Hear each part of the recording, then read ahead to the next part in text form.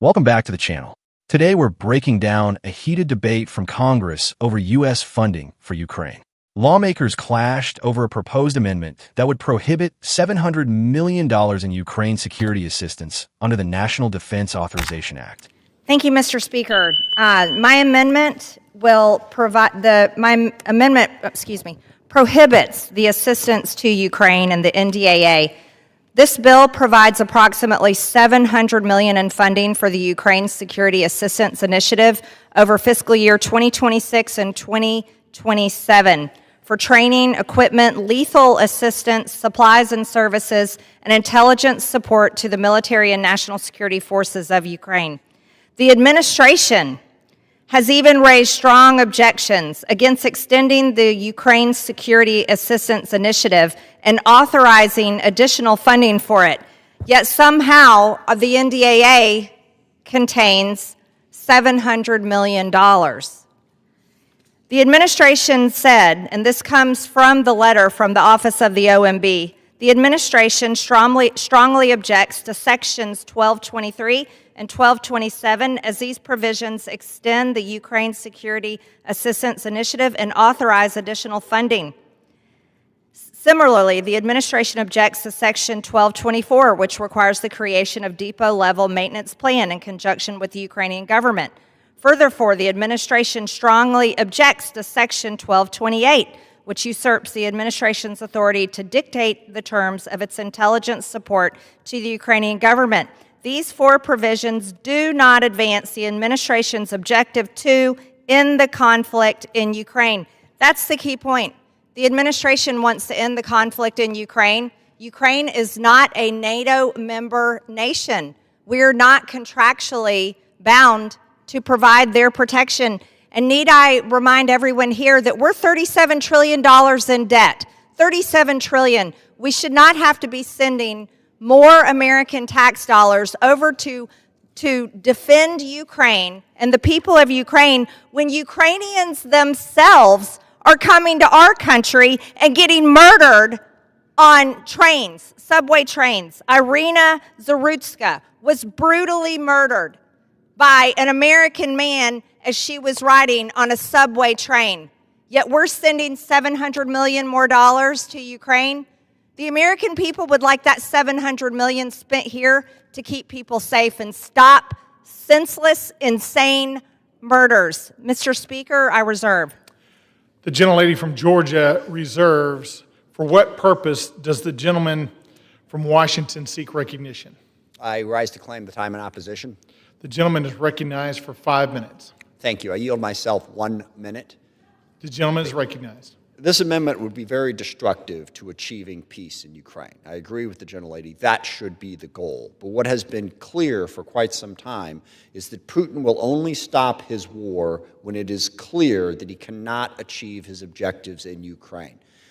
President Trump showing weakness on that issue, literally rolling out the red carpet for Putin, has only made the war worse.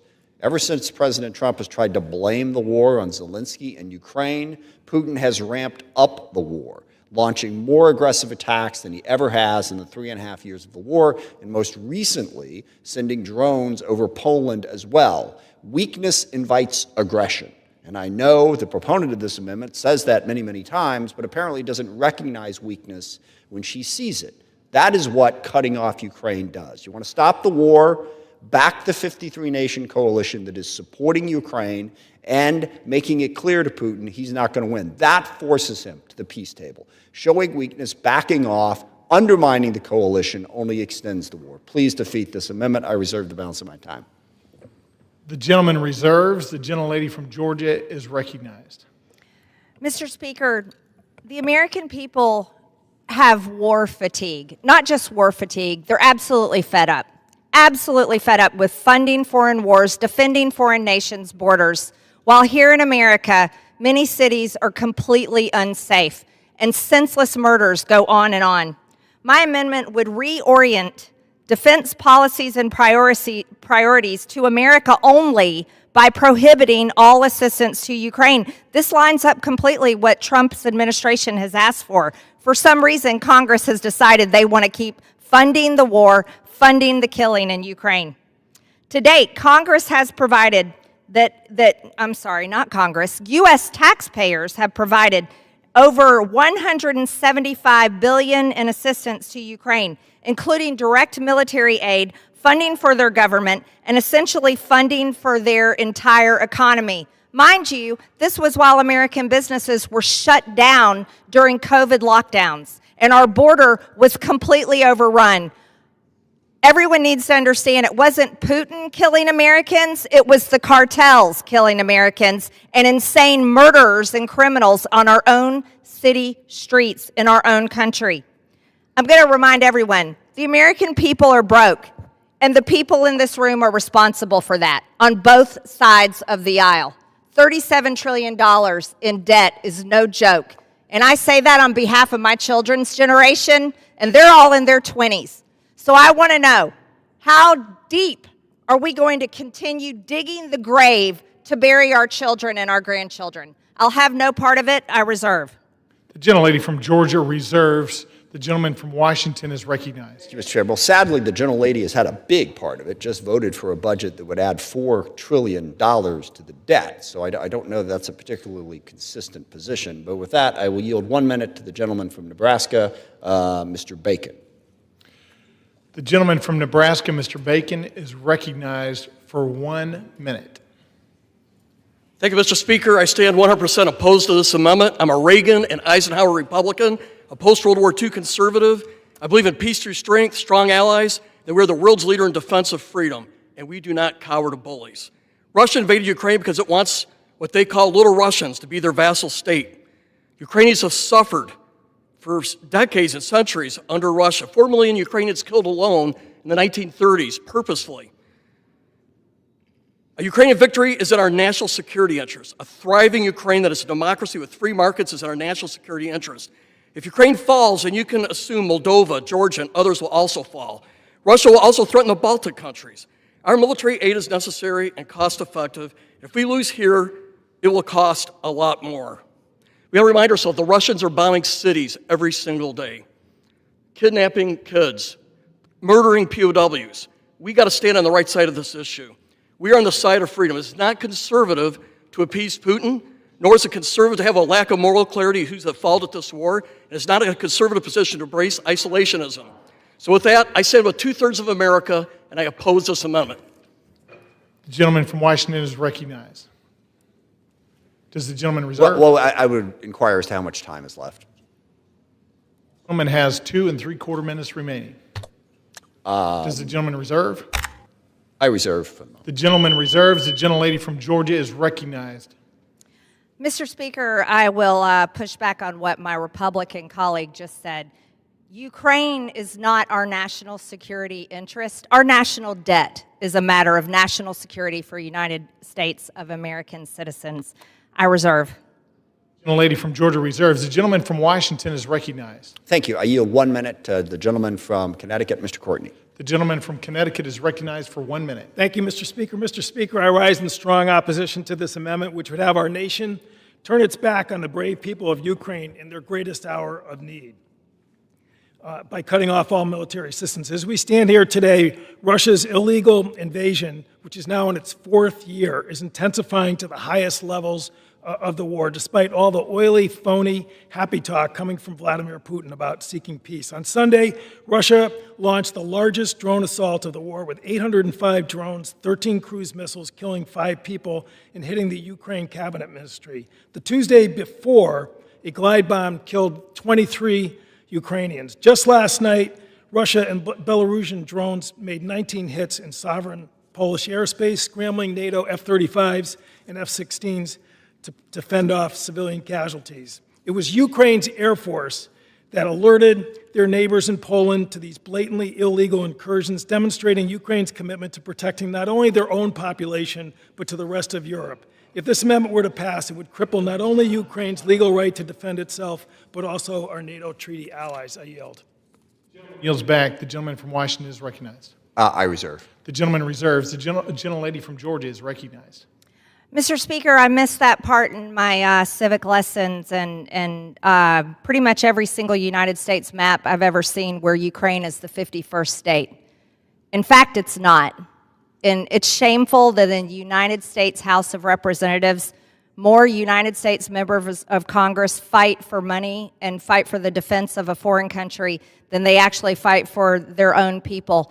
I think members of Congress should have to wear sponsors like NASCAR race cars have to wear for which country they represent and which industry that they are shilling for. Mr. Speaker, I urge the adoption of my amendment. No more money to Ukraine. Let's end the war. I yield. Yields back. The gentleman from Washington is recognized. No more money for Ukraine will not end the war, and this is absolutely in the interests of the United States national security. And with that, I yield 1 minute to the gentleman from Ohio, Mr. Turner. The gentleman from Ohio is recognized for 1 minute. Mr. Speaker, I oppose this amendment. Russia is murdering innocent civilians in Ukraine. Our support to Ukraine opposes Russia's murderous aggression. Ukraine is fighting on the front lines against Russian aggression. Vladimir Putin is threatening NATO's eastern flank, including the Balkans. Russian drones have flown over Poland. It is unbelievable that after Poland has been threatened, that today we are even debating this amendment. It has been warned that U.S. disengagement in Ukraine would fracture NATO unity, undermine deterrence, and invite broader conflict in Europe. We should oppose this amendment. I yield back. The gentleman from Ohio yields back. The gentleman from Washington is recognized. You have 30 seconds remaining. Thank you. I'm prepared to close. I agree with all the arguments that were made. I think the most crucial point here is the United States of America is the most economically powerful country in the history of the world. And that has been the case since the end of World War II. A large part of that is because of our efforts to work with the rest of the world to maintain peace and security. Sadly, it just doesn't end at our borders. Peace and security in the world is in the best interest of the American people, and we see the economic prosperity we have enjoyed because of it. That is what Ukraine is about and why we should continue to support them. I yield back. The gentleman yields back. The question is on the amendment offered by the gentlewoman from Georgia. Those in favor say aye. Those opposed say no. In the opinion of the chair, the ayes have it. Mr. Chair. For what purpose does the gentleman from Washington seek recognition? Request a recorded vote. Pursuant to Clause 6 of Rule 18, further proceedings on the amendment offered by the gentlelady from Georgia will be postponed. Here are the 10 key takeaways. A representative from Georgia introduced an amendment to cut off $700 million in Ukraine aid for fiscal years 2026 and 2027. She argued the Biden administration itself objected to provisions expanding aid, saying they don't advance U.S. objectives to end the war. The Georgia lawmaker pointed to America's $37 trillion debt, claiming taxpayer money should be used at home, not abroad. She cited violent crime in the U.S., including the murder of a Ukrainian immigrant, to argue that funds should prioritize domestic safety. Opponents countered that pulling support would signal weakness, embolden Putin, and prolong the conflict. They stressed the importance of the 53-nation coalition backing Ukraine, saying unity pressures Russia toward peace.